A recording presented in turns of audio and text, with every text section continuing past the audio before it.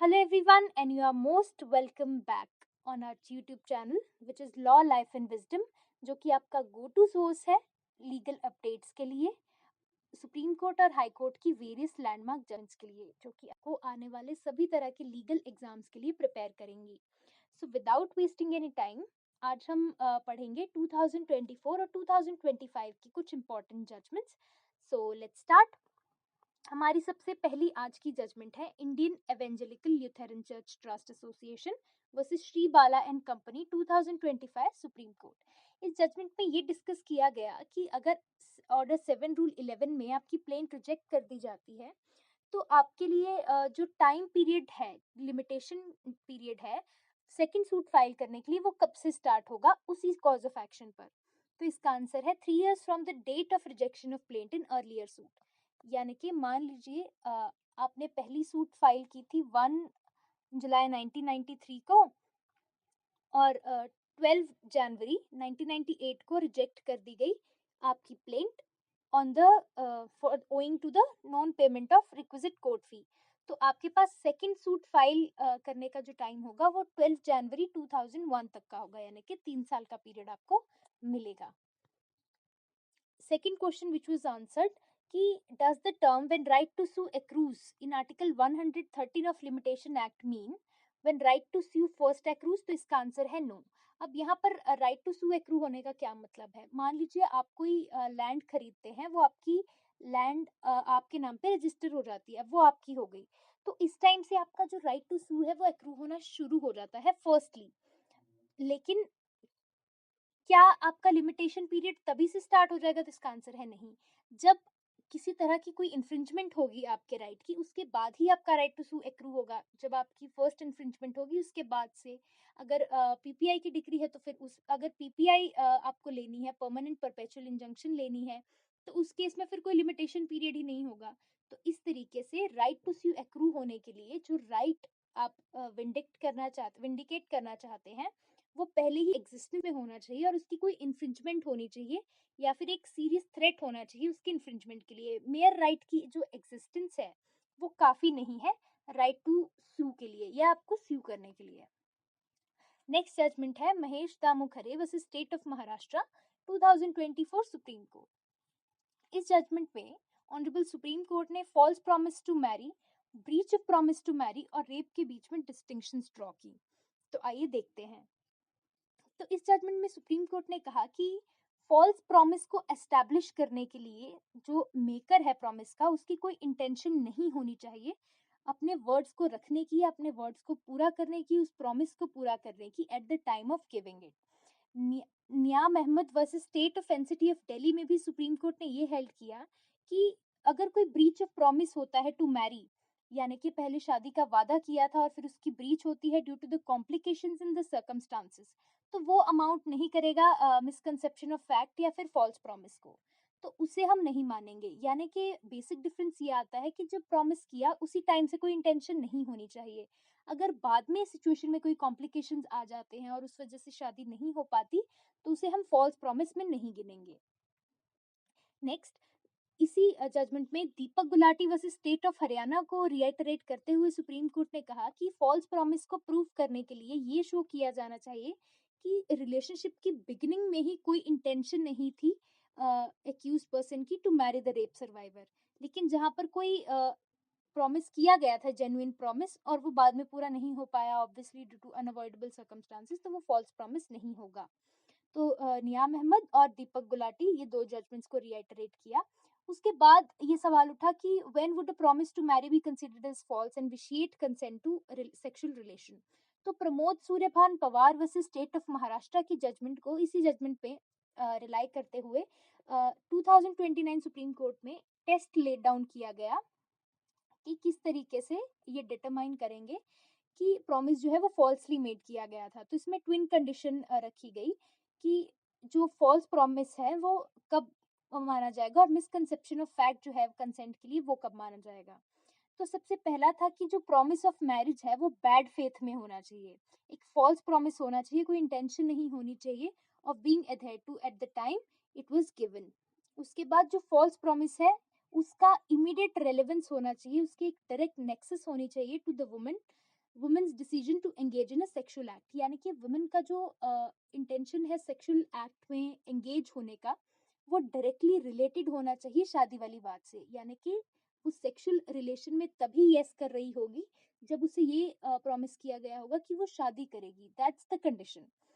और जो proximity of timing between the making of such promise and giving of consent, उसके बाद how can sexual relationship under pretext of false marriage be considered as an offence of rape. जो on the pretext of false marriage जो भी sexual relation establish किया गया है, हम उसे रेप की कैटेगरी में कैसे मान सकते हैं, what is the legal reasoning behind it. तो इसका आंसर ये है कि the cases of rape under the false pretext of marriage इस आर्ग्यूमेंट पर बेस्ड होते हैं कि जो कंसेंट वुमन ने दिया है वो एक मिसकंसेप्शन ऑफ फैक्ट पर दिया है कि मैन जो है वो उससे मैरी करेगा, या जो जिससे भी उसने एंगेज किया है सेक्सुअल एक्ट में वो उससे मैरी करेगा, उससे शादी करेगा। और इसीलिए इस आर्ग्यूमेंट की वजह से जो वो कंसेंट है उसे फ्री कंसेंट नहीं माना जा सकता अंडर आईपीसी या फिर बीएनएस, इसीलिए offence of rape is made out. हमारी नेक्स्ट जजमेंट है just right for children alliance versus S Harish 2024 supreme court. तो इसमें पॉक्सो से रिलेटेड एक मैटर था जहाँ पे अक्यूज्ड का ये कहना था कि उसकी इग्नोरेंस की वजह से उसके मोबाइल फ़ोन में ऑटोमेटिकली जो चाइल्ड पोर्नोग्राफी की वीडियोस हैं वो डाउनलोड हो गई, उसे कोई नॉलेज नहीं थी, इसलिए उसे पॉक्सो में जो है लायबल नहीं किया जाना चाहिए अंडर। तो इसमें ऑनरेबल सुप्रीम कोर्ट ने ये कहा कि अगर अक्यूज्ड इस तरह का कोई डिफेंस लेता है कि ऑटोमेटिकली उसके फ़ोन में डाउनलोड हो गए थे, उसे नॉलेज नहीं थी और उसे लायबल नहीं किया जाना चाहिए, तो ये किसी तरह का कोई डिफेंस नहीं है। अगर आप उसे डिलीट नहीं करते या फिर आप उसे रिपोर्ट नहीं करते तो यही माना जाएगा कि आपकी इंटेंशन थी ट्रांसमिट करने की। और अगर आप मेयरली वॉच करते हैं बिना डाउनलोड किए तो उसको हम पोजेशन मानेंगे पॉक्सो एक्ट के अंदर। उसके बाद सुप्रीम कोर्ट ने एक test lay down for taking the plea of unawareness of incognizance of law as valid defence. तो 4 pronged टेस्ट दिया गया है इसमें फॉर द वैलिड डिफेंस। तो सबसे पहले बोला गया कि इग्नोरेंस और अनअवेयरनेस ऑफ एनी लॉ।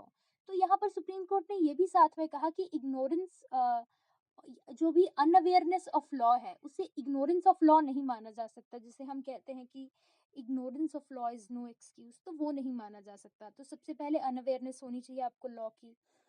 इस तरह की इग्नोरेंस या अनअवेयरनेस जो है that must give rise to corresponding reasonable and legitimate right और क्लेम। उससे कोई क्लेम या कोई राइट आपका निकल कर आना चाहिए। एग्जिस्टेंस ऑफ सच राइट और claim must be believed bona fide, जो भी राइट या क्लेम है वो बोनाफाइड होना चाहिए। और लास्ट जो टेस्ट था वो उसमें ये कहा गया the purported act sought to be punished must take place on the strength of such right or claim।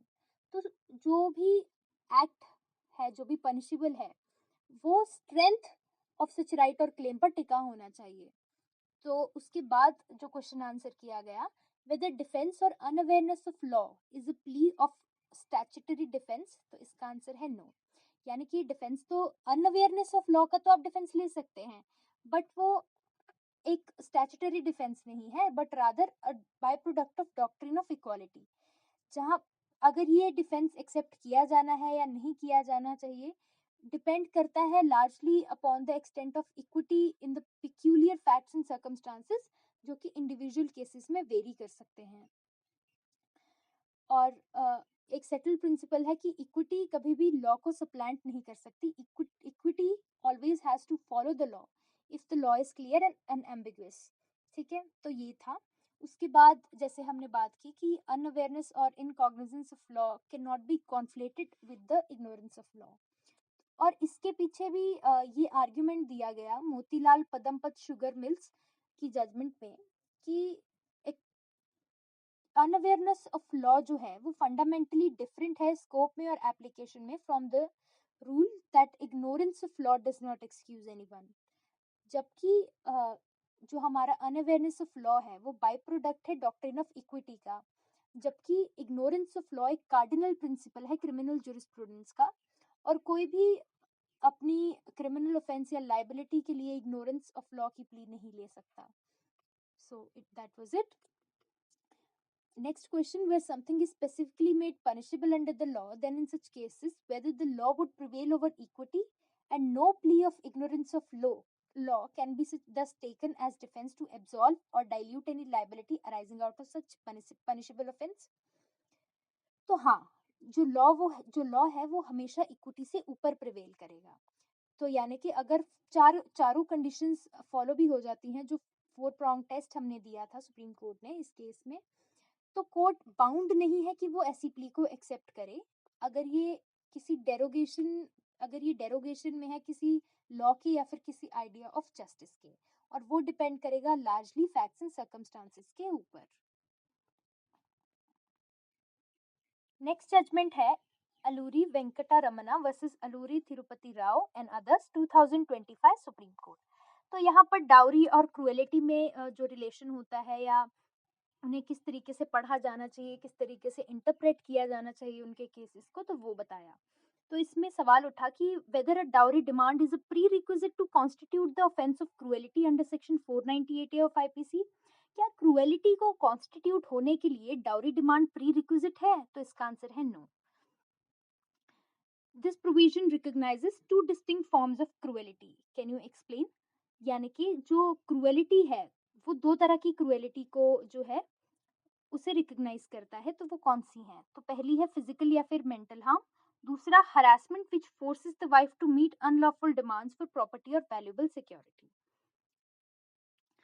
Next question, does the absence of dowry demand exclude the application of this section in mental और physical harassment? यानी कि अगर dowry demand नहीं है तो क्या mental या physical harassment नहीं मानी जा सकती? तो इसका आंसर है नहीं, यानी कि मेंटल या फिर फिजिकल हरासमेंट तभी मानी जाएगी। हालांकि दोनों क्रुएलिटी की फॉर्म्स जो हैं वो कोएग्जिस्ट कर सकती हैं, लेकिन इसका ये मतलब नहीं है कि अगर डाउरी की डिमांड नहीं है तो क्रुएलिटी नहीं होगी या मेंटल या फिजिकल हरासमेंट वाली जो क्लॉज है उसमें फॉल नहीं करेगा। नेक्स्ट, अगर डाउरी की डिमांड नहीं है एक्सप्लिसिटली तो क्या ये नेगेट करता है applicability of provision where act of physical violence and mental distress have been demonstrated? तो इसका आंसर है नो, यानी कि जहाँ पर फिजिकल और मेंटल डिस्ट्रेस हो रखी है, मतलब डेमोन्स्ट्रेट हो रखी है, लेकिन वहां पर आपकी डाउरी की एक्सप्लिसिट डिमांड नहीं है, तो क्या उसका मतलब ये है कि क्रुएलिटी नहीं हुई? तो इसका आंसर है नो, बिल्कुल नो। ये तो कॉमन सेंस प्रिंसिपल है। उसके बाद, what is the core of offence under section 498A of IPC? The core lies in the act of cruelty and does not purely revolve around the demand of dowry, यानी कि cruelty होनी चाहिए, dowry की demand जरूरी नहीं है। Next, whether these two clauses defining cruelty are to be read disjunctively or conjunctively? तो इसका आंसर है disjunctively, यानी कि presence of dowry demand is not essential for establishing cruelty। Reliance की गई यानी कि रिलाई अपॉन किया गया U Shweta versus state 2009 supreme court के ऊपर। Next judgment, state of Rajasthan versus Surendra Singh Rathore 2025 supreme court. क्या सेम ऑफेंस के लिए सेकंड एफआईआर परमिसिबल है? तो इसका आंसर है नो, लेकिन सेकंड एफआईआर परमिसिबल है for a different offence. Supreme Court ने हेल्ड किया कि नेचर ऑफ एलिगेशन दोनों एफआईआर्स में जो है उसे एग्जामिन किया जाना चाहिए कि किस तरह के एलिगेशंस लगे हैं, जिससे कि ये डिटरमाइन किया जा सके कि सब्सिक्वेंट एफआईआर जो है उसकी रजिस्ट्रेशन परमिसिबल है या फिर नहीं, यानी कि वही फैक्ट एंड सर्कमस्टांसेस पे डिपेंड करेगा। ऐसी कौन सी सर्कमस्टांसेस हो सकती हैं जब registration of second FIR is permissible? तो सबसे पहला है कि काउंटर कंप्लेंट की जो सेकंड एफआईआर है वो काउंटर कंप्लेंट है या फिर प्रेजेंट करती है एक राइवल वर्जन को of the set of facts in reference to which an earlier FIR stands registered, यानी कि पहली एफआईआर फाइल करवा दी और जो दूसरी एफआईआर उसी केस के रेफरेंस में जो है रजिस्टर करवाई जा रही है वो एक काउंटर कंप्लेंट की तरह है, यानी कि वो एक साइड से पहली एफआईआर एक तरफ ने एक साइड ने करवाई एक पार्टी ने और ऑपोजिट पार्टी दूसरी करवा रही है, तो उस तरीके से किया जा सकता है। जब ambit of two FIRs is different even though they may arise from same set of circumstances, यानी कि उनका एम्बिट अलग है। थर्ड, जब इन्वेस्टिगेशन या फिर अदर एवेन्यूज जो है वो ये रिवील करते हैं कि जो पहली एफआईआर थी वो या फिर जो सेट ऑफ फैक्ट्स हैं वो एक लार्जर कॉन्स्पिरेसी का पार्ट है, तो जो लार्जर कॉन्स्पिरेसी से नई बातें निकल कर आएंगी उनके रिगार्डिंग एफआईआर फाइल की जा सकती है। व्हेन इन्वेस्टिगेशन एंड और persons related to incident bring to light to unknown facts और सर्कमस्टांसेस, कोई अननोन फैक्ट्स एंड सर्कमस्टांसेस निकल कर आ जाते हैं। When incident is separate, offences are similar और डिफरेंट, यानी कि इंसिडेंट ही सेपरेट हो गए, अलग अलग हो गए, और ऑफेंसेस सिमिलर हो सकते हैं या डिफरेंट हो सकते हैं, तो ये एक इम्पॉर्टेंट सवाल बनता है। नेक्स्ट, क्या आप कोई ऐसा केस बता सकते हैं जो सपोर्ट करे registration of second FIR based on distinct and separate offence? तो Anju Chaudhary versus state of UP, इसमें भी ये हेल्ड किया गया था कि there can not be two FIRs registered for the same offence, लेकिन अगर इंसिडेंट सेपरेट है, ऑफेंसेस भले ही सिमिलर हो या डिफरेंट हो, या फिर जहां पर subsequent crime is of such magnitude कि ये पहली एफआईआर के एम्बिट में फॉल ही नहीं कर रहा, तो सेकंड एफआईआर करी जा सकती है। नेक्स्ट जजमेंट है R Sharma Nayak versus G Srinivasaiah 2024 supreme court. तो इसमें सेक्शन 16 क्लॉज सी में स्पेसिफिक रिलीफ एक्ट में रेडीनेस एंड विलिंगनेस को इंटरप्रेट किया गया। तो रेडीनेस का मतलब होता है plaintiff's financial and practical capacity to fulfil the contract, okay.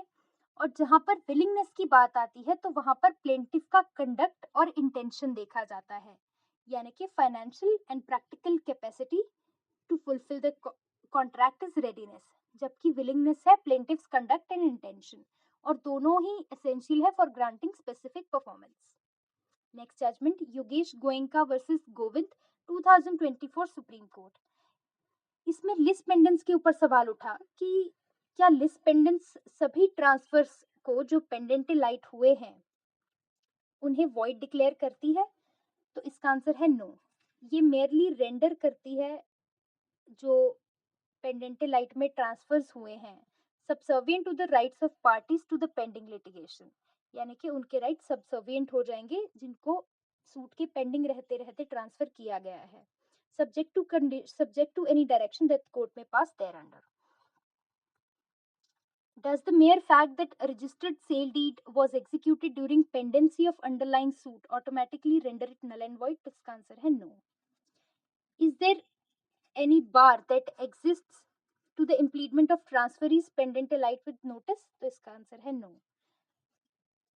ये एक डिस्क्रिशनरी एक्सरसाइज है undertaken to enable a purchaser with legally enforceable right कि वो अपने राइट्स को प्रोटेक्ट कर सके, स्पेशली जब ट्रांसफरर फेल हो जाता है टू डिफेंड अ सूट और where there is a possibility of कोलूजन।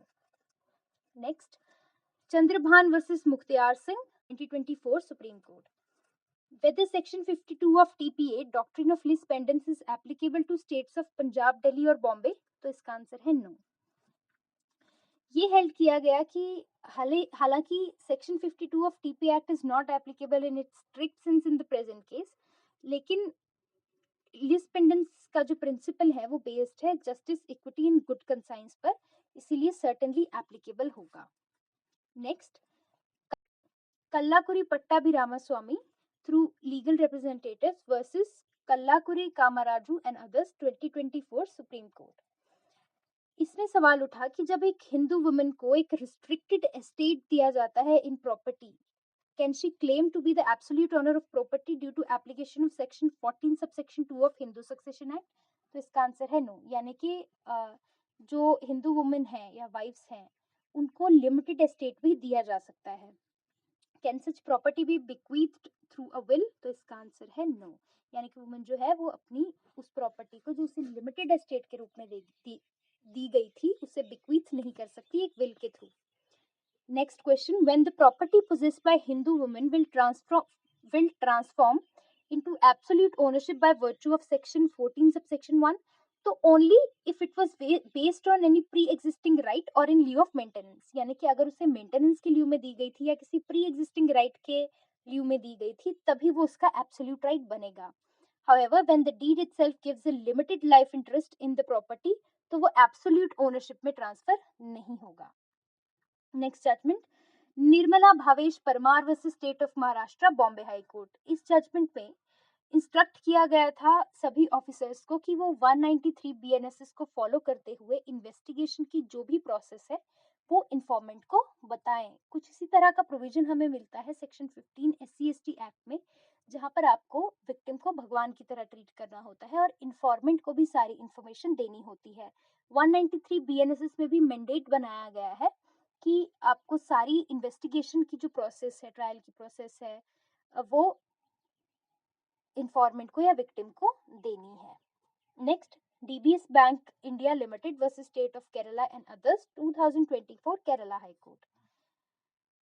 इसमें सवाल उठा कि जीरो FIR को क्यों इंट्रोड्यूस किया गया है 173 BNSS में। तो इसका आंसर है to ensure the victims can file complaints regardless of the jurisdiction. Zero FIR होती है जब आप किसी भी हुए क्राइम की जो FIR है वो किसी भी एरिया में लॉन्च करवा देते हैं इरिस्पेक्टिव ऑफ द जुरिस्डिक्शन। इसका पर्पस था ताकि FIR लॉन्च होने में डिले ना हो, जल्दी न्याय हो और कहीं से भी FIR को लॉन्च करवाया जा सके। उसके बाद वो जो FIR होती है वो कॉम्पिटेंट जुरिस्डिक्शन में ट्रांसफर कर दी जाती है। नेक्स्ट, अंडर सेक्शन 173 BNSS क्या पुलिस रिफ्यूज कर सकती है to register an FIR merely because part of the offense happened outside the limit of local jurisdiction of police station? यानी कि थोड़ा सा पार्ट अगर कहीं ऑफेंस का जो है वो कहीं बाहर हुआ, यानी कि मामले में शिमला की जुरिस्डिक्शन में मारपीट हुई और लाते लाते डिस्ट्रिक्ट सोलन में व्यक्ति की मौत हो गई, तो क्या शिमला वाले रिफ्यूज कर सकते हैं शिमला का पुलिस स्टेशन कि हम FIR लॉन्च नहीं करेंगे? इसका आंसर है नो। नेक्स्ट जजमेंट जो हमारे पास है वो है Sajeet versus state of Kerala, 2024 Kerala high court. Whether under section 250 of BNSS, court has discretion to consider discharge plea even after prescribed limit of 60 days. 250 BNSS discharge की बात करता है और वहाँ 60 days का एक टाइम पीरियड प्रिस्क्राइब किया गया है डिस्चार्ज के लिए। लेकिन Sajeet versus state of Kerala, Kerala high court में ये हेल्ड किया गया कि 60 डेज के बाद भी कोर्ट के पास डिस्क्रिशन है कि वो डिस्चार्ज प्ली को कंसीडर करें। Next question, whether the limit of 60 days provided in section 250 of the BNSS to file a petition of discharge is directory and not mandatory। तो इसका आंसर आया yes, ये डायरेक्टरी प्रोविजन है और 60 days कब से स्टार्ट होंगे? जिस दिन आपने एक्यूज को कॉपी सप्लाई करी, डॉक्यूमेंट्स जो भी एक्यूज को दिए जाते हैं 230 में, तो तब से। Next, VI Thankappan versus state of Kerala, 2024 Kerala high court. तो इसमें सवाल उठा कि has the protection afforded to an accused of unsound mind और with intellectual disability under Bharatiya Nagarik Suraksha Sanhita wider scope and thus will apply retrospectively to pending applications. क्या BNSS में जो protection दी गई है अनसाउंड माइंड के पर्सन्स को, तो क्या वो रेट्रोस्पेक्टिवली अप्लाई हो सकता है? तो इसका आंसर है yes. BNSS will apply retrospectively to proceedings prior to July 1, 2024 ताकि एक फेयर ट्रायल इंश्योर किया जा सके for the persons with intellectual disability और मेंटल डिसेबिलिटी। हमारे पास नेक्स्ट जजमेंट है Bhudev Malik alias Bhudev Malik versus Ranjit Ghoshal, 2025 supreme court. इसमें यही पूछा गया कि is the execution of a decree granting a perpetual injunction subject to any period of limitation? क्या परमानेंट परपेचुअल इंजंक्शन जो होती है या परपेचुअल इंजंक्शन जो होती है, अगर उसकी डिक्री आपके फेवर में आती है तो उसकी एग्जीक्यूशन के लिए कोई लिमिटेशन होता है? तो इसका आंसर है नो। इसका रीजन ये दिया गया कि article 136 of the limitation act जो कि ये स्टेट करता है कि एप्लीकेशन फॉर एनफोर्समेंट और execution of a decree granting a perpetual injunction shall not be subjected to any period of limitation. तो ये आर्टिकल इंपॉर्टेंट हो जाता है क्योंकि यहाँ पर कोई लिमिटेशन पीरियड ही प्रिस्क्राइब नहीं है, यानी कि आप कभी भी उसको एग्जीक्यूट करवा सकते हैं कितने ही समय के बाद। Article 136। Next question, whether each breach of injunction is independent and actionable in law making the judgment debtor answerable? yes। तो जैसे कि हमने पहले भी डिस्कस किया कि अगर कॉन्टिन्यूइंग ब्रीच है या परमानेंट परपेचुअल इंजंक्शन की डिग्री आपने लेनी है तो उस केस में आपको सूट फाइल करने के लिए भी लिमिटेशन पीरियड नहीं होगा अगर कॉन्टिन्यूइंग ब्रीच है। Next, whether there are successive breaches of decree can judgment debtor be dealt with on every such breach? तो इसका आंसर है yes। यहाँ पर रेस जुडिकेटा की कोई एप्लीकेशन नहीं होगी और कोर्ट से एक्सपेक्ट किया जाएगा स्ट्रिक्ट व्यू और स्टर्न एक्शन के लिए। नेक्स्ट जजमेंट है Krishna Chandra Behera and others versus Narayan Nayak and others, 2025 supreme court. क्या सिंप्लिसिटर इंजंक्शन की सूट मेंटेनेबल है without seeking the relief of declaration? तो इसका आंसर है यस। अगर टाइटल डिस्प्यूट में नहीं है तो ऐसे केस में जो इंजंक्शन की सिंप्लिसिटर सूट है वो भी मेंटेनेबल होगी without seeking the relief of declaration. Next judgement है Dasan v Yatra and others 2025 Kerala high court.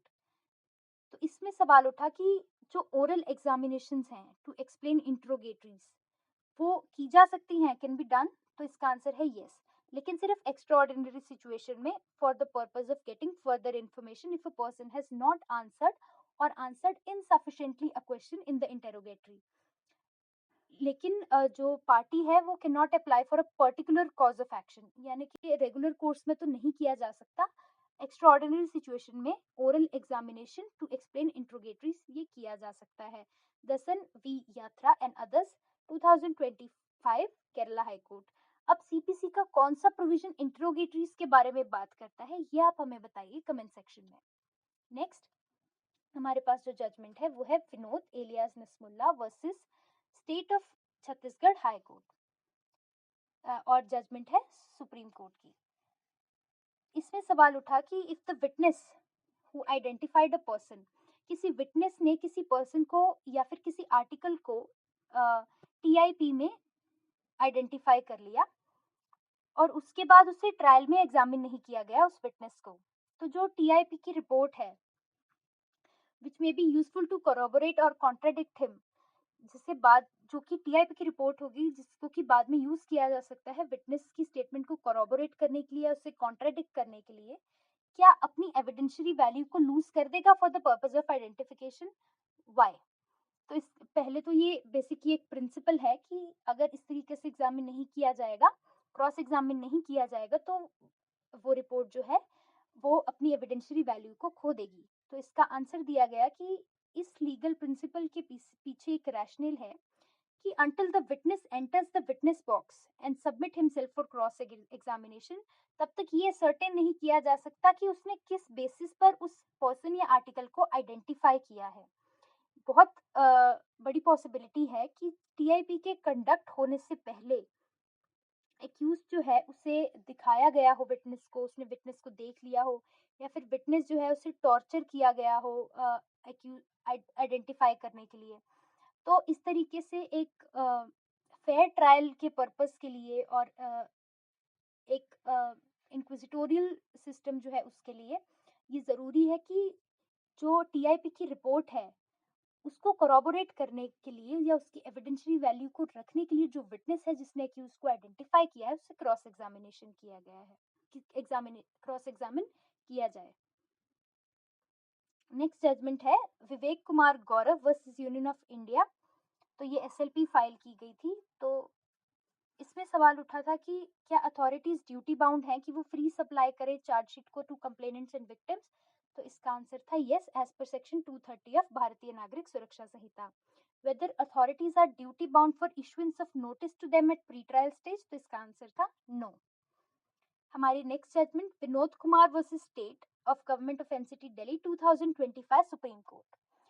इसमें बेसिकली एक प्रोसीजर की बात थी कि प्रॉपर प्रोसीजर क्या है for contradicting the prosecution witness in the cross examination with the previously recorded section 161 CrPC statement. तो 161 सीआरपीसी में क्रॉस किस तरीके से होता है उसकी बात की गई थी।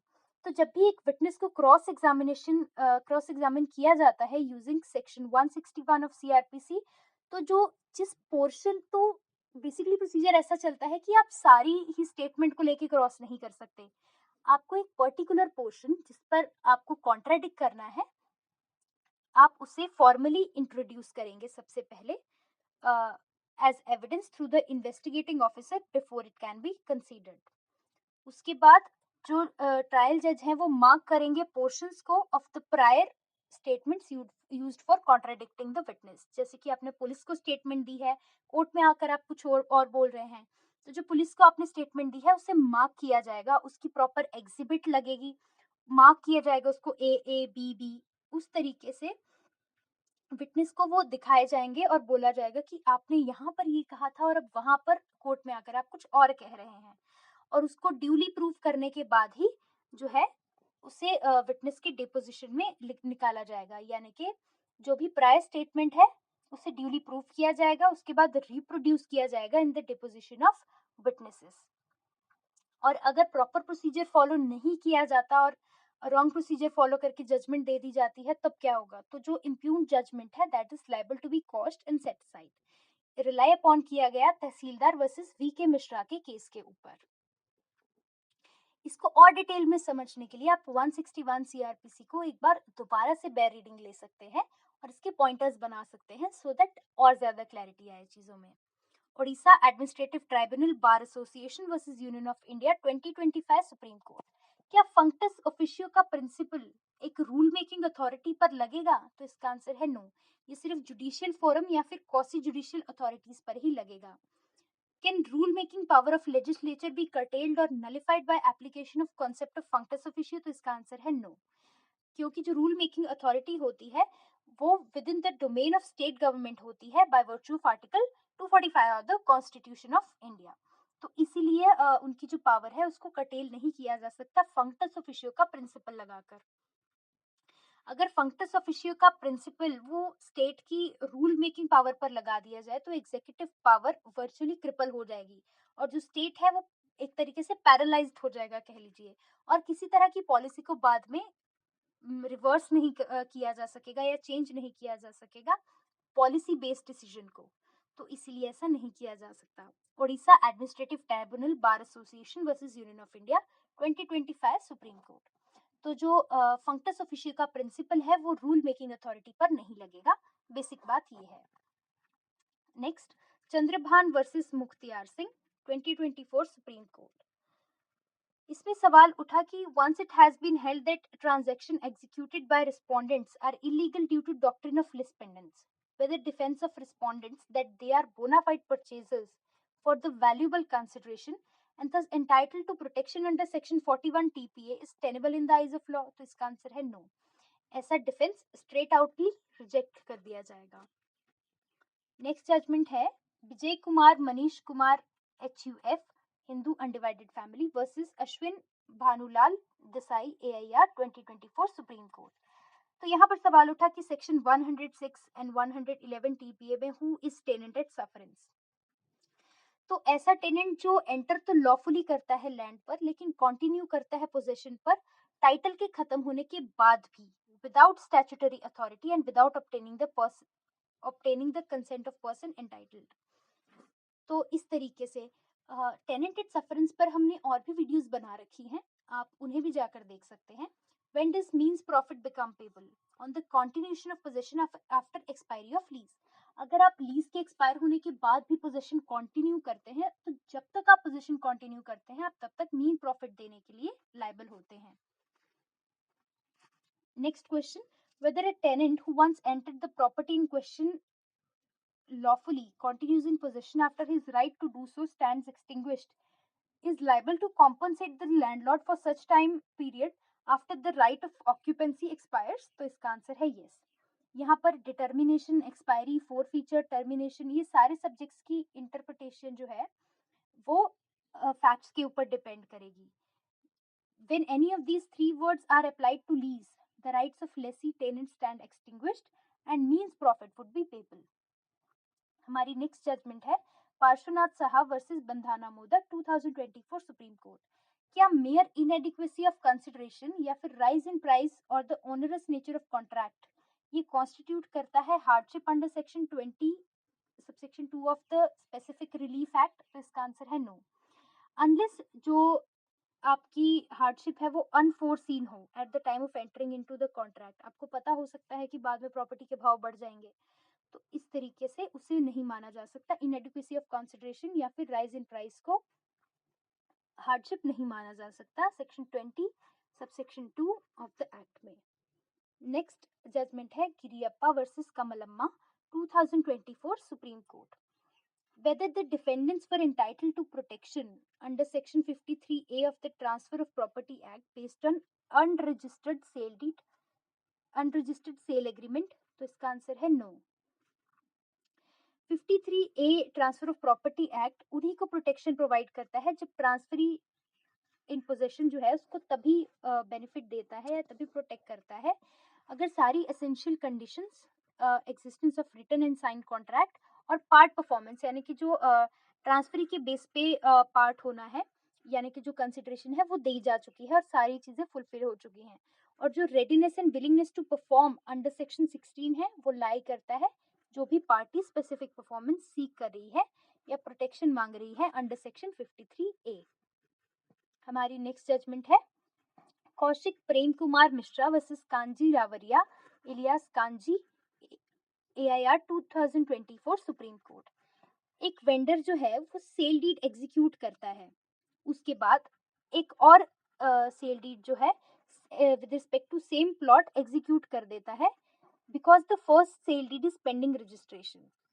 तो क्या वो ऐसा कर सकता है कि वो दूसरी सेल डीड को एग्जीक्यूट कर दे? तो इसका आंसर है नो, क्योंकि जब एक सेल डीड एग्जीक्यूट होती है तो जो वेंडर है वो ऑल राइट्स लूज कर देता है ओवर द प्रॉपर्टी।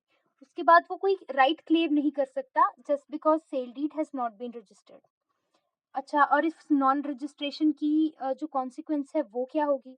तो इसका आंसर ये है कि परचेजर जो है वो ऐसी डीड को एविडेंस के तौर पर प्रेजेंट नहीं कर सकता। हमारी next judgment Neelam Gupta versus Rajendra Kumar Gupta 2024 supreme court. क्या कोई लीगल बार है कि आप कोई immovable property in favour of minor transfer नहीं कर सकते by way of sale deed? तो इसका आंसर है no. Minor can become the transferee या फिर owner by way of sale deed. और जो कंडीशंस हैं सेक्शन 11 में ऑफ इंडियन कॉन्ट्रैक्ट एक्ट कि पर्सन कॉम्पिटेंट नहीं होगा क्योंकि वो माइनर है, तो वो माइनर की कैपेसिटी को चैलेंज नहीं कर सकते क्योंकि सेल को आप कॉन्ट्रैक्ट नहीं कह सकते बेसिकली। ये थोड़ा सा अटपटा लग सकता है but that's what has been held by Neelam Gupta versus Rajendra Kumar Gupta. Next, would such minor be competent to transfer the said property to any other person? तो इसका आंसर है नो। जब जब तक वो मेजॉरिटी अटेन नहीं कर सकता तब तक वो किसी और पर्सन को प्रॉपर्टी ट्रांसफर नहीं कर सकता। Can the trade by a person upon attaining the majority be challenged just because he happened to be minor when property was transferred to him? Minor किसी बच्चे को प्रॉपर्टी ट्रांसफर की गई जब वो माइनर था, क्या 18 साल का होने के बाद वो उसे चैलेंज कर सकता है? तो इसका आंसर है नो। नेक्स्ट जजमेंट है N Thajuddin versus Tamil Nadu Khadi and village industries board 2024 supreme court. क्या section 126 transfer of property act में गिफ्ट डीड को रिवोक किया जा सकता है? तो इसका आंसर है ordinarily no, specially when no right of revocation is reserved in the deed. अगर आपने डीड में रेवोकेशन का राइट रिजर्व नहीं रखा है तो फिर आप रिवोक नहीं कर सकते। If in a suit for declaration of title further relief of recovery of possession is also sought, then what would be the period of limitation? यानी कि एक तरफ आपने डिक्लेरेशन भी मांगी है और फर्दर रिलीफ ऑफ पोजीशन भी मांगा है, तो जो मेन रिलीफ होगा उसका लिमिटेशन पीरियड लगेगा। तो ये गवर्न होगा suit for recovery of possession, क्योंकि मेन तो आपका वही रिलीफ है, ठीक है, that is 12 years as per article 65 of the limitation act. Next judgement है Siddham Setty infra projects private limited versus Katta Sujatha Reddy 2024 supreme court. यहाँ पर कोर्ट ने रीआइटरेट की conditions for the application of doctrine. अब ये कौन सी डॉक्ट्रिन थी? Lis pendens. सबसे पहले तो सवाल उठा कि what is the purpose of lis pendens? तो इसका आंसर दिया गया to prevent the subversion of judicial process and protect the integrity of court's authority over the property in question, ताकि कोर्ट की अथॉरिटी को प्रोटेक्ट किया जा सके, बहुत सारी मल्टीपल लिटिगेशंस को जन्म ना दिया जाए। Whether transfers as made during the pendency of litigation bind third parties to the ultimate outcome of proceedings? तो इसका आंसर है yes, unless the transfer is authorized by the court. Next question, does this doctrine apply if the review petition is still lying in the registry in a defective state? तो इसका answer है yes, it will still be applied. हालांकि review petition भले ही आपकी defective state में पड़ी हो लेकिन फिर भी वहां पर लिस पेंडेंस लगेगी। Is the doctrine of lis pendens triggered at stage of institution of proceedings or when court issues notice? तो इसका आंसर है at the stage of institution, यानी कि लिस पेंडेंस तब से स्टार्ट हो जाती है जब आपकी सूट इंस्टीट्यूट होती है। तो कंक्लूजन ये निकलता है कि कोई भी ट्रांसफर जो institution of suit transfer made after institution of a review petition even if petition is later perfected is subject to the outcome of litigation. Conditions for application of doctrine जो कि बताई गई वो थी कि सूट और proceeding जो भी है वो पेंडिंग होनी चाहिए in the competent court, suit collusive नहीं होनी चाहिए, जो राइट टू इमूवेबल प्रॉपर्टी है वो डायरेक्टली क्वेश्चन में होना चाहिए। कोई भी transfer by party to the suit और proceeding must affect the right of other parties involve, यानी कि दूसरी पार्टी का राइट अफेक्ट होना चाहिए। हमारी नेक्स्ट जजमेंट है Ramakant Ambalal Choksi versus Harish Ambalal Choksi 2024 supreme court. तो इसमें सवाल उठा कि are courts empowered under order 39 rule 1 CPC to grant interim injunctions restraining transfers during litigation to prevent undue hardship and maintain the status quo? तो इसका आंसर है yes। Section 52 transfer of property act जो protect करता है against the पेंडेंटलाइट transverse, वो fully safeguard नहीं कर सकता कई बार प्लेंटिफ्स के इंटरेस्ट को स्पेसिफिक केसेस में। तो ऐसे केसेस में ऑर्डर 39 रूल 1 की इंजंक्शन भी दी जा सकती है रिस्ट्रेनिंग द ट्रांसफर्स। इस सिचुएशन का अगर हम एक एग्जांपल देखें जहां पर थर्ड पार्टी बोनाफाइड परचेजर है, अगर यानी कि उनको नहीं पता कि जो प्रॉपर्टी है वो एक सूट का सब्जेक्ट है, तो उस केस में कॉम्प्लिकेट हो सकता है इक्विटेबल रिलीफ देना like specific performance. Rely upon किया गया Mukta Keshi Dhawan versus Haripada Majumdar, AIR 1988 Calcutta High Court, और Pramotha Nath Roy versus Jagannath Kishore Lal Singh 1912 Calcutta High Court के ऊपर। तो ये थी हमारी आज की जजमेंट्स। वी होप आपने आज की वीडियो से आज की जजमेंट से बहुत कुछ सीखा होगा। ये सारी जजमेंट सारे कॉन्सेप्ट्स आपकी प्रिपरेशन को, आपकी तैयारी को और आपकी जर्नी को फैसिलिटेट करेंगे। For more such content and judgments stay updated on us. For more such content, stay con- for more such content and judgment, for more such contents, for more such content and to stay updated, stay connected with us.